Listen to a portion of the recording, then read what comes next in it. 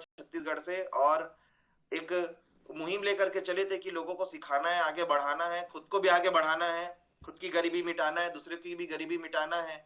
जो लोग crypto industry में कहीं ना कहीं स्कैम के शिकार हो जाते हैं, बेचारे आम आदमी लोगों को नॉलेज नहीं होता है, टेक्नोलॉजी नहीं समझ में आता है एक आम इंसान को, तो ये अपने आप में इंडिया में एक बहुत टफ चैलेंज था।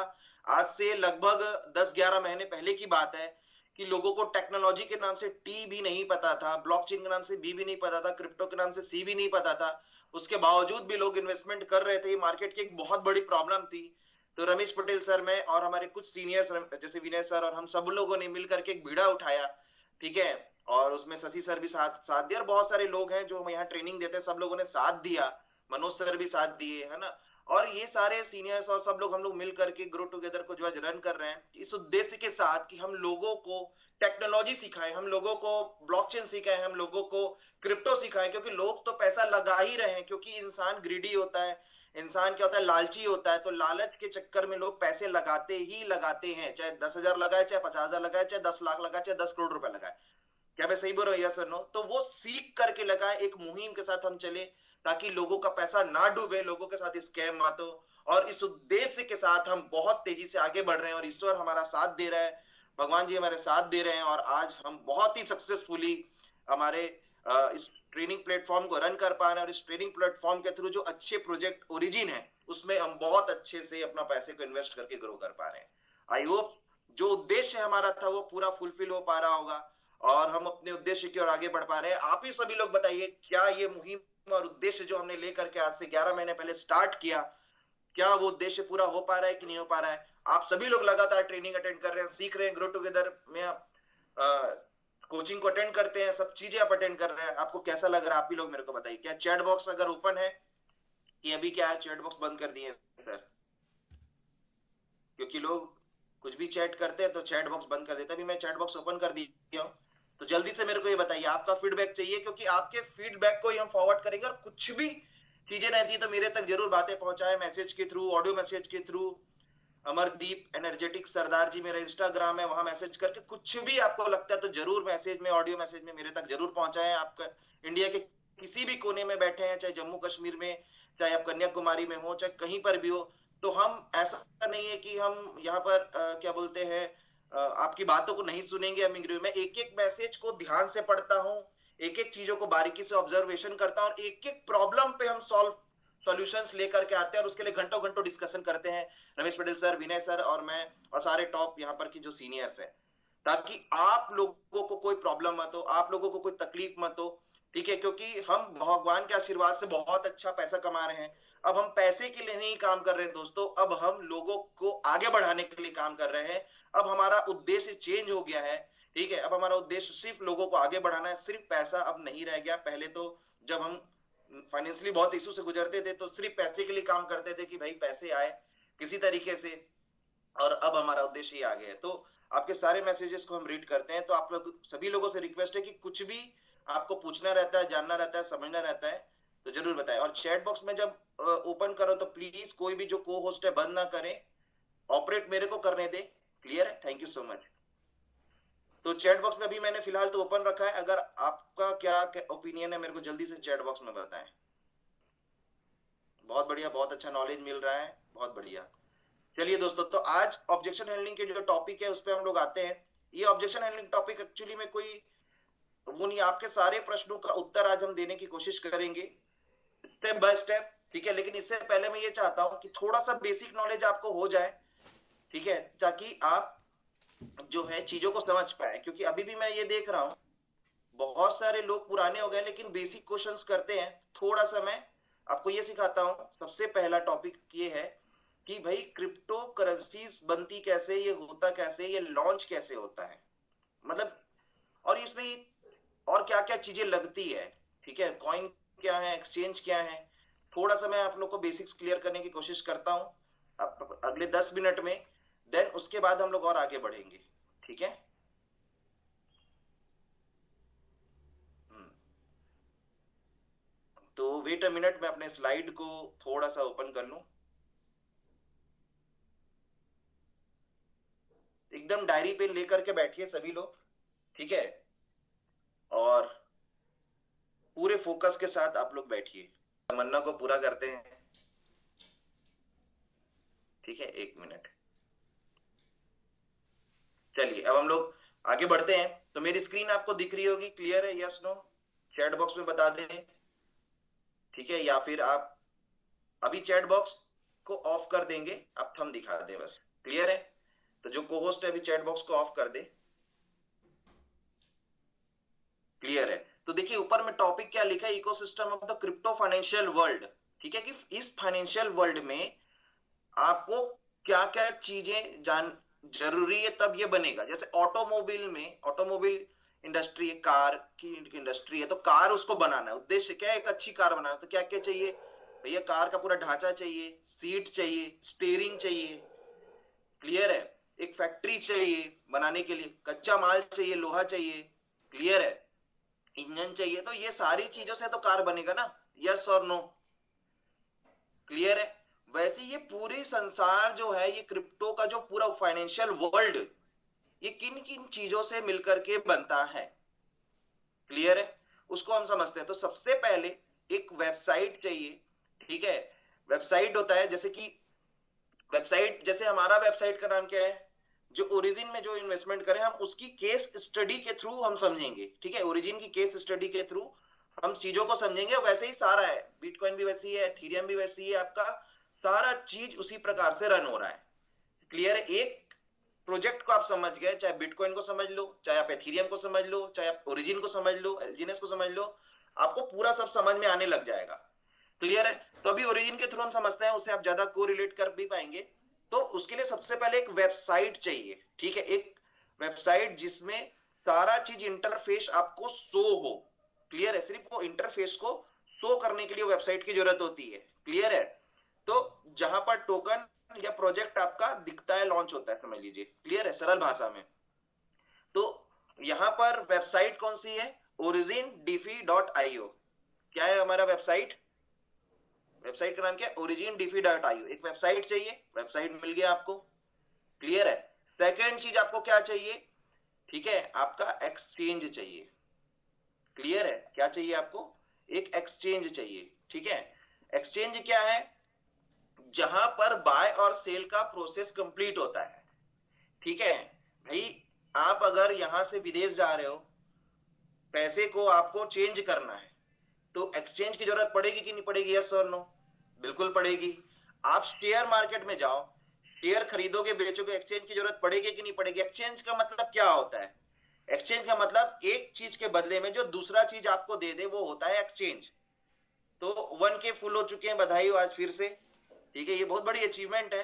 एक दिन मैं सपना देखता था और विजुलाइज करता था और ड्रीम देखता था, पिछले 3 4 5 सालों से यही कर रहा हूँ कि भाई रोज सुबह मैं मीटिंग लेता हूँ और 1K फुल हो जाते हैं। हमारा डेली मैं मॉर्निंग का सेशन दोस्तों 3 4 सालों से ले रहा हूँ, आपको बता देता हूँ। ठीक है?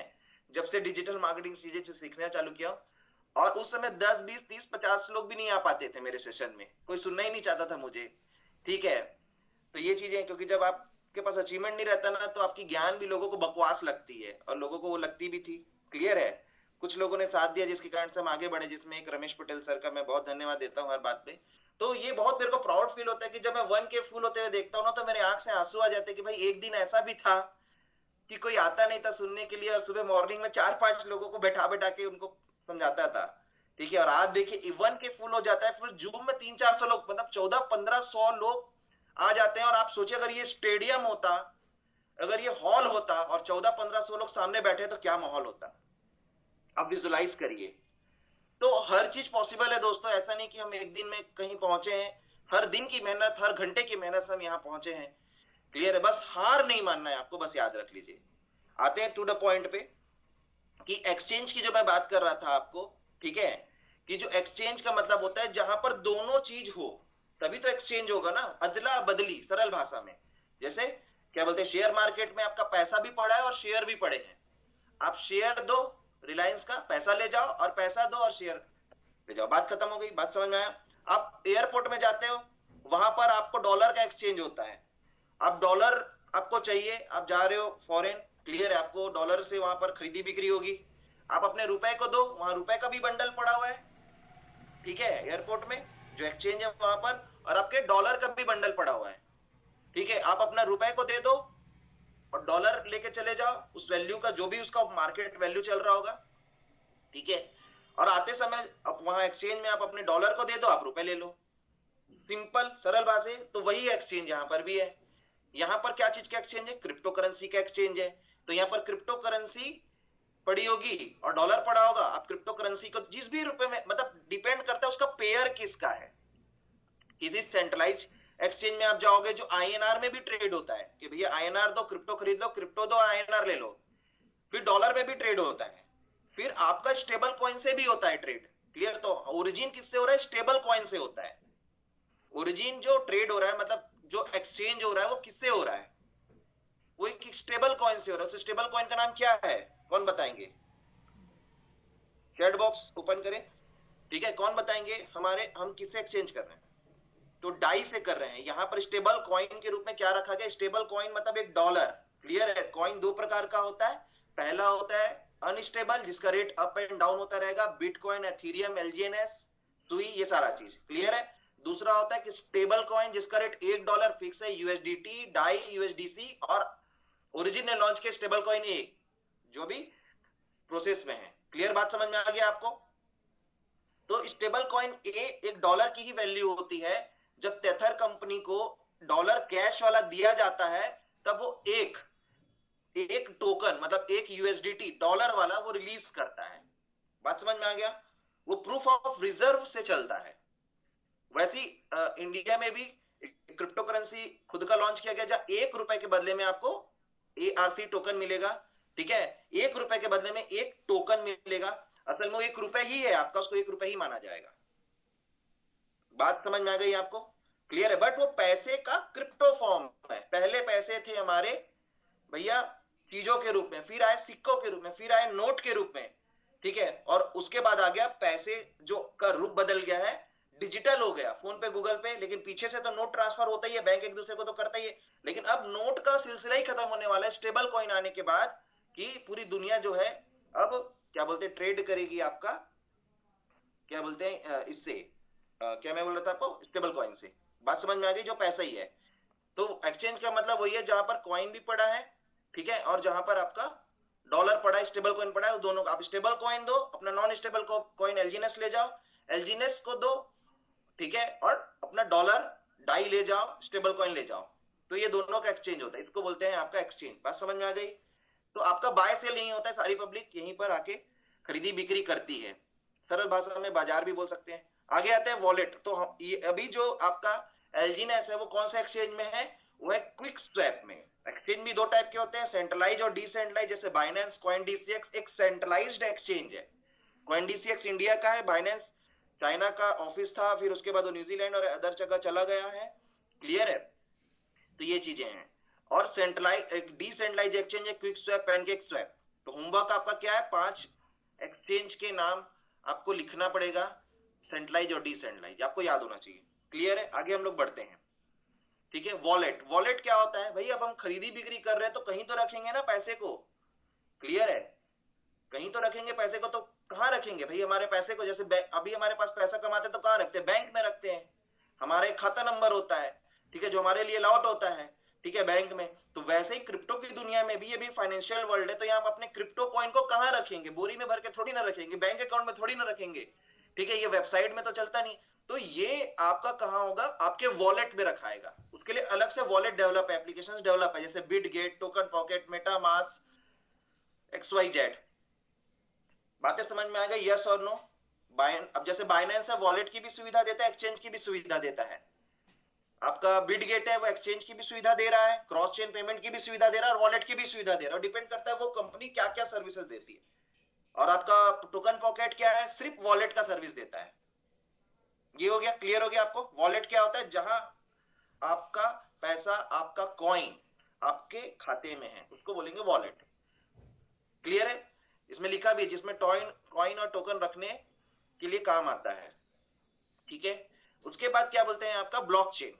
ठीक है, ब्लॉकचेन क्या है? अब ये पूरा सारा डिजिटल डाटा है, यहाँ फिजिकल तो कुछ है नहीं। तो यहाँ पर कोई बंदूक लेके तो नहीं खड़ा है भैया, पैसा लेके कोई मत भाग जाए। जैसे बैंक में खड़ा रहता है बाहर में चौकीदार, आरबीआई के लिए अलग चौकीदार लगे होंगे, ठीक है, तो हर बैंक जितना बड़ा पैसा रखा है उसके लिए उतने सारे वहां पर सिक्योरिटी सिस्टम, कैमरा वैमरा सब चीज लगा होगा, यस और नो, क्योंकि वो एक फिजिकल चीज है, नोट है, नोट को हमको बचाना है। उसको जब ट्रांसफर भी करते हैं तो उसके साथ एक बंदूक लेके आदमी चलता है, पूरा पैक्ड रहता है, चीजें होती है नहीं होती है। लेकिन यहाँ पर तो डिजिटल सारा डाटा है ना, फिजिकल तो कुछ चीज है ही नहीं, फिजिकल पैसे का तो अस्तित्व खत्म हो जाएगा ना इससे। ठीक है, आपको ये बात पता होगा, और अस्तित्व को खत्म करने के लिए ही क्रिप्टो करेंसीज आई हुई है।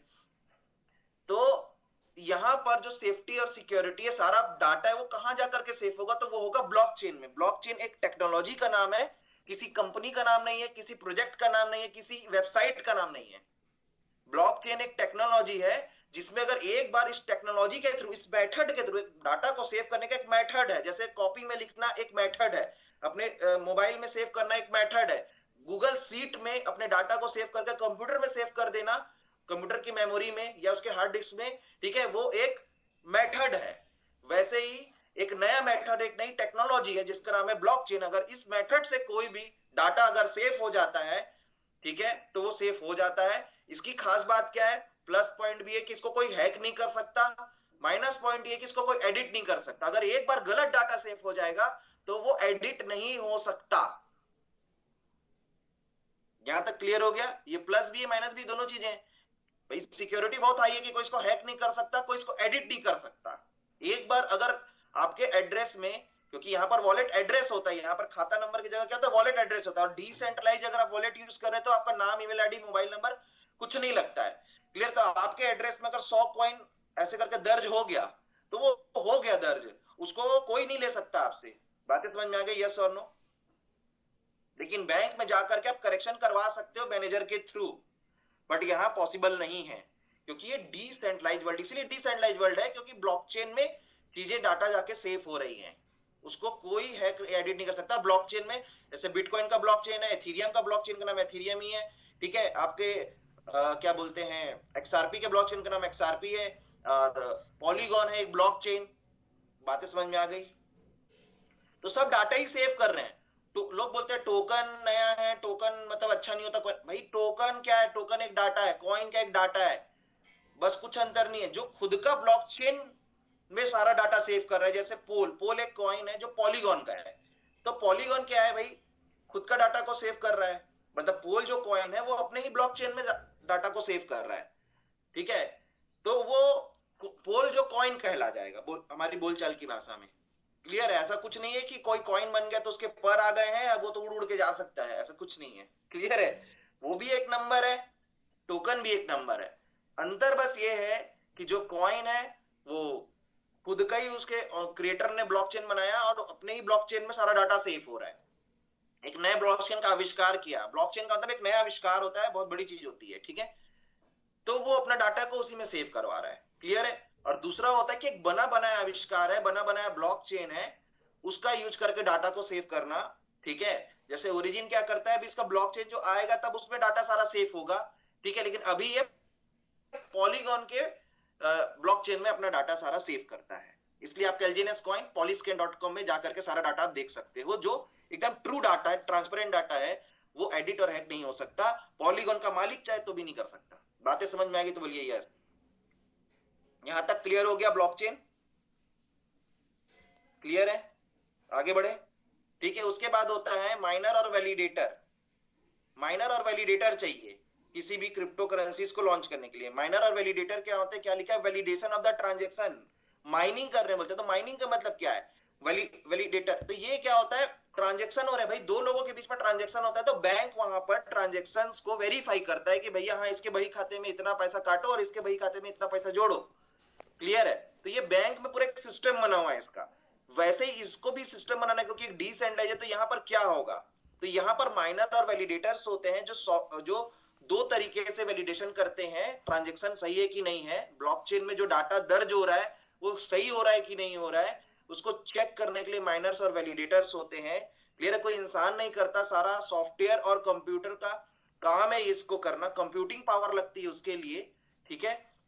और जो इस काम को करवाते हैं, मतलब मशीन को लगाते हैं और उसके पीछे एनर्जी लगती है, सब चीज लगता है, ठीक है। दूसरा सॉफ्टवेयर के थ्रू भी होता है, ठीक है। तो इस पूरे प्रोसेस को माइनिंग और वैलिडेशन बोलते हैं, वैलिडेशन बोलते हैं, ठीक है, इसको करवाने वाले को माइनर और वैलिडेटर बोलते हैं। और इनको करने वाले लोगों को क्या मिलता है, जिस भी कॉइन की वो ट्रांजेक्शन को चेक कर रहे हैं, जैसे बिटकॉइन का करोगे, एथेरियम का करोगे, पॉलीगॉन का करोगे, तो जिसका भी वो करेंगे, ठीक है, वो ब्लॉकचेन के जो क्रिएटर हैं, ठीक है, जैसे एथेरियम के हो गए, बिटकॉइन के हो गए, पॉलीगॉन के हो गए, वो क्रिएटर उनको वही कॉइन गिफ्ट में देंगे जिसको बेच के पैसा बना लेंगे। जैसे बिटकॉइन का आप करोगे तो बिटकॉइन आपको मिलेगा, एथेरियम करोगे तो एथेरियम का मिलेगा। ठीक है, मेरा बैटरी लो होने वाला है, कुछ समय में फिर मैं मोबाइल से लूंगा, और क्योंकि लाइट यहाँ गोल हो गई है। क्लियर है, आगे हम लोग बढ़ते हैं। ठीक है, स्मार्ट कॉन्ट्रैक्ट की बात करते हैं। अब स्मार्ट कॉन्ट्रैक्ट क्या होता है, क्लियर है। स्मार्ट कॉन्ट्रैक्ट्स ये होते हैं कोडिंग की भाषा में लिखा गया नियम। अभी पूरा डिसेंट्रलाइज वर्ल्ड है, तो डिसेंट्रलाइज कैसे है, डिसेंट्रलाइज मतलब जिसको कोई एक इंसान, कोई एक सेंट्रल अथॉरिटी कंट्रोल नहीं करती, उसको बोलते हैं डिसेंट्रलाइज। बातें समझ में आ गई, यस और नो? ठीक है, तो उसके लिए क्या करना है, तो अब कैसे करेंगे भाई इसको, तो उसके लिए स्मार्ट कॉन्ट्रैक्ट डिजाइन किए जाते हैं। तो स्मार्ट कॉन्ट्रैक्ट का आविष्कार हुआ। ठीक है, अब स्मार्ट कॉन्ट्रैक्ट्स क्या होते हैं, कोडिंग की भाषा में लिखा गया नियम और कानून, set of rules written in coding लिखा हुआ है मैंने। ठीक है, सिंपल सा परिभाषा है उसका, कोडिंग की भाषा में लिखा गया नियम और कानून, जिस नियम कानून को एक बार लिख करके ब्लॉकचेन में लिख दिया जाता है। जैसे मैंने बता दिया, ब्लॉकचेन में लिखा गया है, उसमें सेव हो गया, तो वो एडिट और हैक नहीं हो सकता, इसलिए उसकी कोडिंग चेंज नहीं होती है, और वो पूरा जो आपका सॉफ्टवेयर है उसी कोडिंग के थ्रू चलता है, और उसको कोई चेंज नहीं कर सकता। अगर उसने बोल दिया कि 1% एक दिन का देना है कॉइन, तो 1% एक दिन का देगा, उसको कुछ नहीं कर सकता। बातें क्या समझ में आई आपको, यस और नो?